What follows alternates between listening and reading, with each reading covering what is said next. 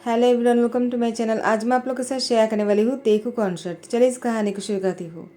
जनको वो तियांग के साथ बैठा हुआ था। तियांग ड्रिंक कर रहे थे और जनको की पीठ पर सहला रहे थे।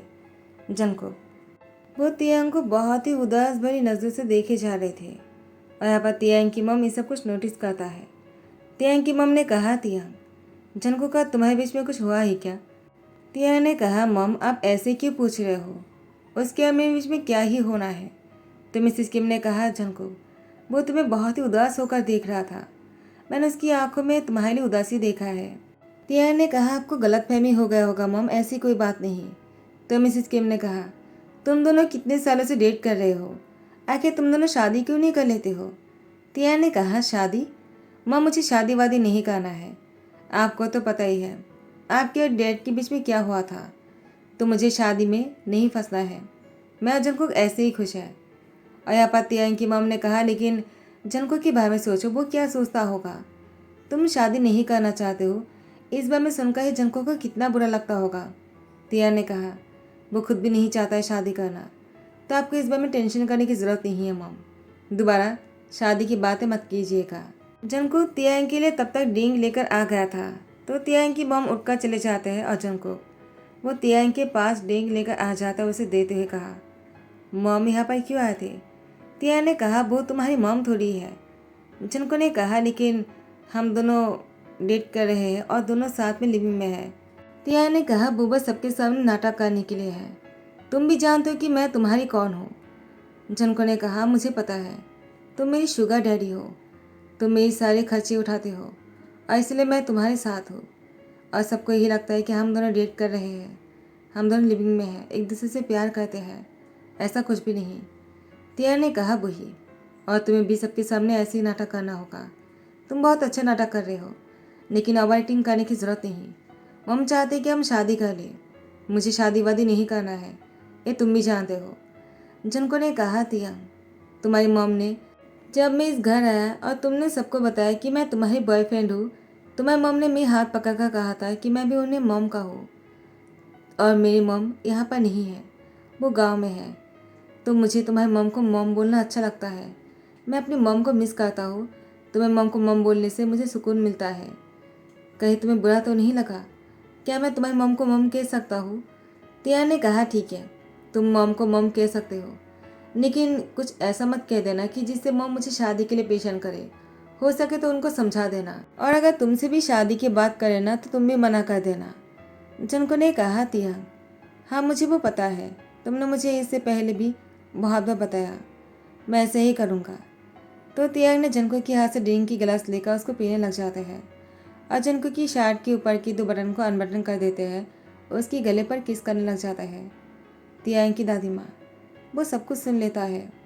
तियांग जनको के साथ रोमांस करने में बिजी था। डाइनिंग रूम में सभी लोग डिनर करने बैठ जाते हैं। जनको वो यहाँ से गुजर रहे थे तो ज्ञानमन ने कहा, जनको कहाँ जा रहे हो? क्या डिनर नहीं करना है तुम्हें, या फिर तियांग की प्यार से ही पेट भर गया तुम्हारा? जनको बहुत ही शाय हो जाते हैं। वो अपनी सर नीचे करके बैठ जाते हैं। जनको वो कुछ नहीं कह रहा था तो ज्ञानमन ने कहा, तुम्हें और एक्टिंग करने की ज़रूरत नहीं है जनको। जनको ने कहा, ज्ञान माँ अब क्या कहना चाहते हो? तो ज्ञानमन ने कहा, जनको मेरे सामने तुम और कितना झूठ बोलोगे, मुझे सब कुछ पता है। जनको ने कहा, प्लीज़ ज्ञान माँ सबके सामने कुछ मत कहिए। ज्ञान माँ ने कहा, क्यों? आखिर मैं चुप क्यों रहूँ? तुम दोनों नाटक करते जाओगे और हम सब बैठकर देखते रह जाएंगे। जनको ने कहा, ज्ञान माँ आपको कैसे पता चला? ज्ञान माँ ने कहा, इससे पहले कि सब लोग आ जाए मेरे सामने सब कुछ कबूल करो। तुम दोनों नाटक कर रहे हो ना? आखिर तियांग और तुम्हारे बीच में रिश्ता क्या है? जनको ने सारी बातें ज्ञान माँ से कहा और उनके सामने हाथ जोड़ करते कहा, प्लीज़ सबके सामने हम दोनों के रिश्ते को सामने मत लेकर आइए, वरना मुझे पैसे नहीं मिलेगा। तियांग की पैसों से ही मैं अपने पेरेंट्स की देखभाल करता हूँ। मेरे डैड वो पैसे नहीं कमा सकता है और मेरी मम भी बीमार रहता है। मुझे उन दोनों का ही ध्यान रखना है। मेरा एक छोटा सा भाई भी है जो ऑटिस्टिक है और मैं अपनी पढ़ाई की खर्चे को पूरा नहीं कर पाऊँगा अगर तियांग मेरी मदद नहीं करेगा तो। ज्ञानमन ने कहा, जनको इसलिए तुम अपनी बॉडी सेल करने के लिए तैयार हो गए? जनको ने कहा, मैं अपनी बॉडी सेल कहाँ कर रहा हूँ, मैं तो बस वो कर रहा हूँ जिससे मुझे खुशी मिलता है। तो ज्ञानमा ने कहा, क्या मतलब है तुम्हारा? तुम तियांग से प्यार करते हो क्या? जंगकुक अपनी सर नीचे करके बैठे रहते हैं। तो ज्ञानमा ने कहा, तो तुम्हें तियांग से प्यार है, क्या तुमने तियांग को बताया? जंगकुक ने कहा, मैं कैसे कहता, जबकि उसको मुझसे कभी प्यार ही नहीं हुआ। तियांग को सिर्फ मेरी बॉडी की ज़रूरत है, उसकी खुशी के लिए, और उसे खुश रखना ही मेरी काम है। लेकिन इससे मुझे भी खुशी मिलता है, इसलिए मैं तियांग के साथ हूँ। आप तियांग को गलत मत समझना, और ना ही मुझे। ज्ञानमा ने कहा, तुम गलत नहीं हो, क्योंकि तुम जो कर रहे हो वो प्यार के लिए कर रहे हो। लेकिन तियांग जो कुछ भी कर रहा है ये गलत है, और मुझे इसके लिए कुछ ना कुछ तो करना होगा। जंको ने कहा, क्या करना चाहते हो आप? कहीं आप मेरी नौकरी को तो नहीं छुड़वा दोगे? ज्ञानमा ने कहा, नहीं। अगर हमेशा के लिए तुम्हें मैं इस घर में रख दूँ तो? तियांग की लाइफ पार्टनर बनाकर? जंको ने कहा, नहीं, मुझे ऐसा नहीं करना है। तो ज्ञानमा ने कहा, क्यों? क्योंकि तुम्हें पैसे नहीं मिलने वाला है। लेकिन तुम इस बात को भूलना मत कि तियांग के साथ शादी करने के बाद तुम्हें किम कंपनी की आधी शेयर मिल जाएगा। उसके साथ साथ इस घर के ओनर भी हो जाओगे तुम। जंको ने कहा, क्या? तो ज्ञानमा ने कहा, कुछ ऐसा ही है। तो क्या तब भी तुम मुझसे शादी नहीं करना चाहोगे? जंको ने कहा, तियांग मुझसे शादी करने के लिए कभी भी हाँ नहीं करेगा। तो ज्ञानमा ने कहा, अगर तियांग ने हाँ कर दिया तो? जंको ने कहा, तो मुझे भी कोई प्रॉब्लम नहीं है। तियांग ने बस आखिरी वाले दो शब्द को सुन लिया, जो जंको ने कहा कि उससे शादी करने से कोई प्रॉब्लम नहीं, और उसकी दादी माँ ने जो शेयर की बात किया था और जंको उस बात पर एग्री किया था। तियांग को लगा जंको तियांग की प्रॉपर्टी के लिए उसे शादी करने वाला है, पैसे के लिए। जंको अब तियांग की नज़रों में जहर बन चुका था। तियांग जंको को देखते ही उसको गुस्सा आ जाता है। जंको वो कब से तियांग का इंतज़ार कर रहा था। वो हमेशा जिस तरह से तियांग के लिए तैयार होता है, आज जंको तियांग के लिए और भी अच्छी तरीके से तैयार होकर बैठा हुआ था। तियांग जंको को देखते ही उसके नज़दीक आने का मन हुआ, लेकिन तियांग जंको को एक बार किस कर उसको धकेल कर वो वॉशरूम चले जाते हैं। और वॉशरूम से बाहर आने के बाद तियांग ने अपने कपड़े चेंज किया और रूम में से जाने लगे। जंको ने कहा, तियांग कहाँ जा रहे हो तुम? तियांग ने कहा, इसे तुम्हें क्या? जंको ने कहा, क्यों? क्या मैं नहीं पूछ सकता हूँ क्या? तुम ऐसे ही अचानक जाने लगे तो मुझे लगा मैं पूछ लेता हूँ। तियांग ने कहा, तुम्हें पूछने की कोई हक नहीं जंको। आखिर तुम्हें जो करना है तुम तो वो कर रहे हो ना, तो मैं अपने आप को रोक कर क्यों रखूँ? मुझे जहाँ पर भी जाना है मैं जाऊँगा। जंको ने कहा, तियांग मुझे साथ में नहीं लेकर जाओगे क्या? तुम्हें तो मेरे बिना नींद नहीं आता है ना? तियांग ने कहा, आ जाएगा। जंको ने कहा, लेकिन तियांग मुझे तुमसे कुछ बात करना था। तियांग ने कहा, क्या? यही ना कि तुम मुझसे शादी करना चाहते हो? जंको ने कहा, वो मैं नहीं, वो ज्ञानमा चाहता है। तियांग ने कहा, झूठ। ये भी झूठ है, ज्ञानमा नहीं चाहता है, बल्कि तुमने ज्ञानमा को मजबूर किया है ताकि तुम्हारी शादी मुझसे करवा दे। तुमने सोचा भी कैसे मैं तुम जैसे लड़कों से शादी करके अपनी लाइफ पार्टनर बनाऊंगा? तुम जैसे लोग से बेड पर आने के लिए बने होते हो। जंको की आंखों में आंसू झलक रहा था। तियांग ने कहा, तुमसे कभी शादी करके अपनी नाम नहीं दे सकता हो, न ही मेरी लाइफ पार्टनर बना सकता हो। तुम लोग बस नाम के लिए नहीं हो, हम जैसे अमीर आदमियों को एंटरटेनमेंट करने के लिए तुम जैसे लड़कों को बनाया गया है। तो तुम लोग सिर्फ हमें एंटरटेनमेंट करोगे, जब नहीं कर पाओगे तब हम तुम्हें घर से बाहर निकाल देंगे। इससे पहले कि जंको कुछ और कहता, तियांग अपने सामान पैक करके रूम से बाहर चले जाते हैं। और यहाँ पर जंको तियांग को जाते हुए देख तो रहा था, लेकिन वो कमरे से बाहर नहीं जा रहे थे।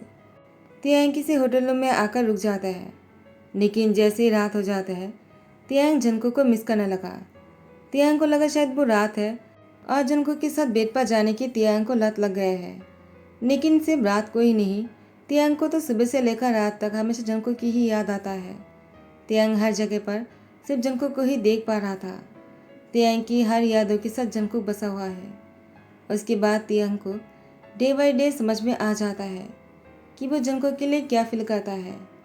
लेकिन तियांग समझ तो गया था, लेकिन उसे ये समझ में नहीं आ रहा था कि वो जंको से जाकर क्या कहेगा, और जंको अभी भी उसके घर में है या फिर चला गया। उसको तो इस घर में नहीं रहना चाहिए, तो वो चला ही गया होगा। तियांग वो घर वापस जाएगा या नहीं, वो इस बारे में सोच नहीं पा रहा था। और यहाँ पर जंको ज्ञानमा को खुश करने के लिए टेरेस पर बहुत बड़ी पार्टी रखा था और सभी लोग बहुत ही इंजॉय कर रहे थे। ज्ञानमा के साथ जंको डांस कर रहे थे और गाना भी गा रहा था। ज्ञानमा बहुत ही ज़्यादा खुश थे। बीच में आग जल रहे थे। ठंड के मौसम है, सभी लोग बहुत ही ज़्यादा खुश लग रहे थे। स्नोफॉल हो रहा था।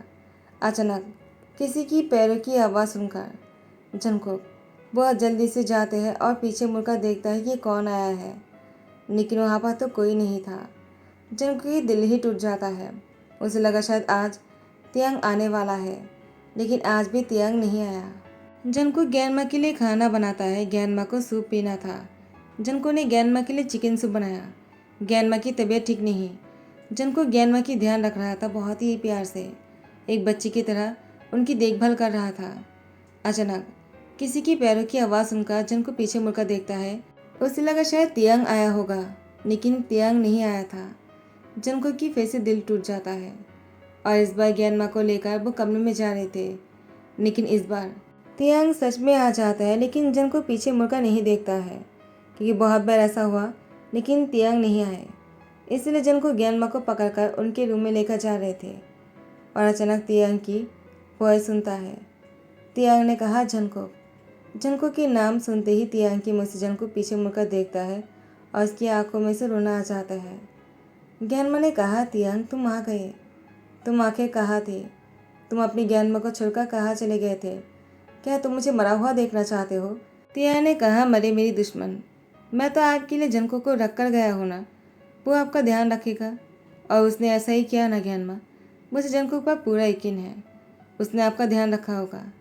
तो ज्ञानमा ने कहा अगर वो नहीं होते मैं तो मर ही जाता, उसने मेरी बहुत हेल्प किया है। और यहाँ पर जंगकुक वो तियांग को देकर कहता है तुम वापस आ गए। तियांग ने कहा मुझे तो वापस आना ही था, क्योंकि ये मेरा जो घर है। जंगकुक ने कहा मैं जानता हूँ, अब तुम आ गए हो तो मैं जा सकता हूँ। तियांग ने कहा कहाँ जाना चाहते हो तुम? जंगकुक ने कहा क्यों, मेरे घर, ये तुम्हारा घर है और तुम्हारी अमानत है दादी माँ। तुम नहीं थे तो मुझे उनको संभालना पड़ा, वो बीमार हो गए थे। तुम्हारे जाने के बाद वो रो रहे थे और रोते रोते बीमार हो गए, लेकिन अब तुम वापस आ गए हो ना, अब तो ज्ञानमा भी ठीक हो जाएगा, तो मैं यहाँ से जा सकता हूँ। तियांग ने कहा जंगकुक तुम कहीं मत जाओ। जंगकुक ने कहा क्यों, तुम वापस आ गए हो और ज्ञानमा को तुम्हारी ज़रूरत है, तो मुझे जाना चाहिए। तियांग ने कहा मैं नहीं चाहता कि तुम यहाँ से जाओ। जंगकुक ने कहा क्या मतलब है, अब तो मेरा काम भी पूरा हो गया और हमारे कॉन्टैक्ट भी ख़त्म हो गए और ज्ञानमा को भी सब कुछ पता है, तो डरने की कोई बात नहीं। तियांग ने कहा मुझे पता है कि ज्ञानमा सब कुछ जानता है और मैं इसीलिए तुम्हें छोड़कर चला गया था, क्योंकि मुझे कुछ समझना ज़रूरी था।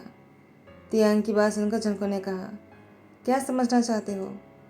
तियांग ने कहा वो मैं समझ लिया और इसके लिए मुझे ज्ञानमा की शुक्रिया करना चाहिए और तुम्हारा भी। जंगकुक ने कहा मैं समझा नहीं। तो तियांग जंगकुक के सामने घुटने टेक कर बैठ जाता है और अपनी जेब में से रिंग निकालता है। जंगकुक ने कहा ये क्या है? ये तो बहुत ही कीमती है और तुम ऐसे क्यों बैठे हो और मुझे क्यों दिखा रहे हो? तियांग ने कहा तुम हमेशा बुद्ध ही रहोगी क्या? तुम तो पढ़ाई लिखा करते हो ना, उसके बाद भी ऐसी बातें करते हो। मैं तुम्हारे रिंग लेकर आया हूँ, तुम्हारे साथ शादी करना चाहता हूँ जंगकुक। मुझे इतनी रोमांटिक तरीके से बोलना तो नहीं आता है, लेकिन मैं तुमसे इतना ज़रूर कहना चाहता हूँ कि मैं हमेशा तुम्हारे साथ रहना चाहता हूँ, बस तुम्हारी शुगर डैडी बनकर नहीं, तुम्हारे हस्बैंड बनकर। Do you marry me? Tiang की बात सुनकर जंगकुक की आंखों में से आंसू आ जाते हैं। फाइनली जंगकुक का तियांग की शादी हो रहे थे। घर में बहुत बड़ी पार्टी हो रहा था और शादी में सभी लोग आए हुए थे। तियांग जंगकुक के हाथ को एक पल के लिए भी नहीं छोड़ रहा था। तियांग की मॉम को भी दोनों को साथ में देखकर अच्छे लग रहे थे और सुकून महसूस हो रहा था। ज्ञानमा अब वो पहले से बेहतर है, लेकिन उनकी उम्र हो गई है, लगता है अब वो ज़्यादा दिन तक जिंदा नहीं रह पाएगा। लेकिन जाने से पहले तियांग और जंगकुक की खुशी को देखा, यही सबसे बड़ी बात है। तो इसी के साथ ही दी एंड करता हूँ। आई होप कि आप लोग को पसंद आया हो। अगर पसंद आया हो तो लाइक कमेंट शेयर करना मत भूलना, सब्सक्राइब कर देना।